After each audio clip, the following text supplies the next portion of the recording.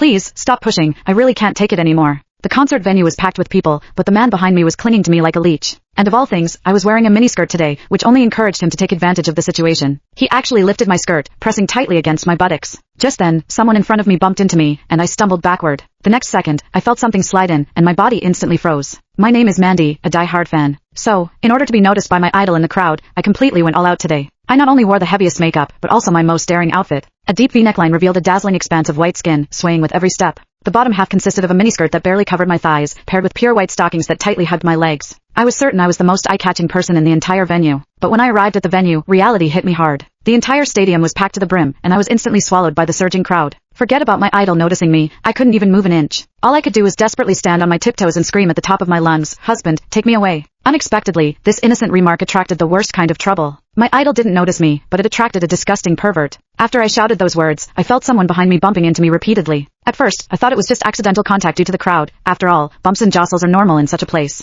But the feeling became clearer and clearer. A hard object was repeatedly pressing against my buttocks, making me extremely uncomfortable. It was only then that I realized what had happened. I thought I had accidentally bumped into his hand, which he had placed behind him, so I quickly turned around, ready to politely apologize. I instinctively apologized, but he paused for a moment, then unexpectedly flashed a meaningful, mischievous smile. "It's all right, I'm happy to oblige." When I turned back around, pretending nothing had happened, I didn't expect him to become even more brazen, pressing himself against me. The force was more deliberate than before, so I had to force all my attention onto the idol, desperately trying to ignore the strange feeling behind me. But the man became increasingly bolder. The next second, he actually lifted my skirt and pressed himself tightly against me. Unfortunately, I was only wearing a thin strap dress that day, so my entire buttocks were completely exposed. I could clearly feel something directly touching my skin. I instinctively thought it was his finger, but then I realized something was wrong. I discovered that the warm, firm touch couldn't possibly be a finger. Instantly, my mind went blank. I had lived 20 years, and this was the first time a man had treated me like this. A wave of immense fear overwhelmed me, and every cell in my body screamed to escape. But the crowd was so dense, there wasn't a single gap. I was like a deer caught in the headlights, unable to move.